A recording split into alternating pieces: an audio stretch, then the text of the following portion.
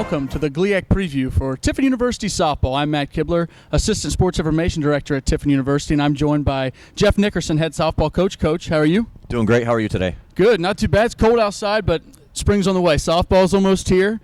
Let's talk about last year. You finished 23-23 overall, 14-12 in the GLIAC, and you lose a heartbreaker in the first round of the tournament over there in Findlay. Let's talk about something that your team could do a little bit better this year to maybe move on past that first round and improve that record, because you started out like a house on fire, then you had a little bit of a lull in the middle of the season. What can you do to improve that team to this year? Hopefully it's just consistency, because that's what we really lacked in last year, and a lot of it was our upperclassmen were just not consistent on a day-to-day basis. And so if you don't have consistent play from your upperclassmen and your supposed leaders in your team, it really brings the rest of the team down. So now you see, when the younger kids see an upperclassman struggling day after day, now maybe they start struggling because they're feeling like they have to pick up, the extra pieces that make our team be better. Let's talk a little bit about the pitching. You've got Sarah Brown coming back. You've got Kimmy Reynolds, an all-GLIAC performer, had a great season through a perfect game against Malone. What else do you have coming in this year with newcomers to add to that pitching depth? We have a young lady that come out of Canada named Tiffin Snell, and she's come in, worked really hard in the fall. We had changed a few things on her. She throws pretty fast. She's probably going to be our fastest pitcher that we have. I just don't know how well she's going to be able to compete, being a freshman. But she's not going to have to carry a lot of that burden either with Sarah and Kimmy both.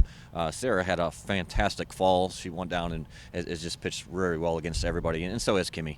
So, I think our pitching is going to be extremely strong this year and keep us into many games. And you look back towards last year, some injuries kind of forced Kimmy into more innings than you probably wanted her to throw, and she kind of wore down at the end of the season. Is there anything you can do in this offseason or that you have done to kind of improve her stamina, to get her through those tough innings, or is that just an adjustment from high school to college? I think it's more that adjustment, that freshman year, not really knowing how much do I really have to work in the off season?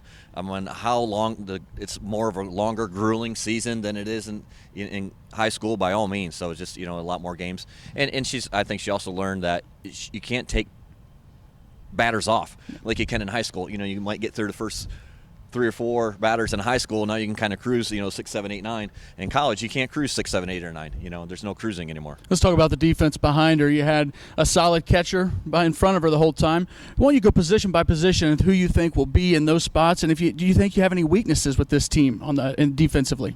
Oh, gosh. It's so hard to tell. It's really still up in the air. I think at second base it's going to be Cassie Brown. She's a returner. She's really hard to replace over there. Shortstop should be Kaylee Flowers. Defensively, she does a great job for us. That's all we're kind of looking out for her. On the corners, it's a toss-up right now. We got a freshman who's doing a really good job. We got a sophomore returning. Those two will be battling it out for there, and over at first base, it's going to be a battle. It's really hard to tell where everybody's going to be right now. In your outfield, you have Jenna King back as always. Not only is she good in the field, but at the plate, and we'll transition to your offense now. When you look at this offense, last year you had games where you'd score a lot of runs, and then you had games where, like you talked about, the inconsistencies, you'd be shut out. Yeah. This coming into this season, have you worked on anything in the offseason, or are you looking to maybe lean on some of those newcomers to bolster that offensive attack? I think some of the newcomers that we have in the outfield, we have 2 freshmen that will be starting that are both going to bring a lot of team speed. I kind of predict right now, if I had to put a lineup together, they would bat 1-2 in our lineup. Both are very fast. Both hit left-handed. They can either hit for power, they can slap, they can bunt.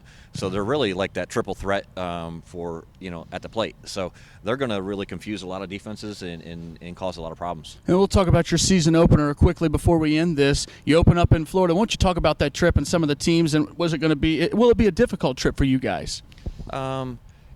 It's kind of difficult getting down there, and that being our first games of the year since our spring break is so much earlier this year. I didn't want to take an earlier trip and then have such a lull in between Florida and our conference games. So I kind of changed our schedule around a little bit. Just went with what you had, basically. Yeah, so instead of playing early games before Florida, now we're going to play games after Florida. We're still going to take a couple more southern trips down to Salem and down to Alderson, Broadus, Davis, and Elkins for a couple doubleheaders just to kind of before conference hit. So. Okay, well, that's been our softball preview. He's Jeff Nickerson, head softball coach.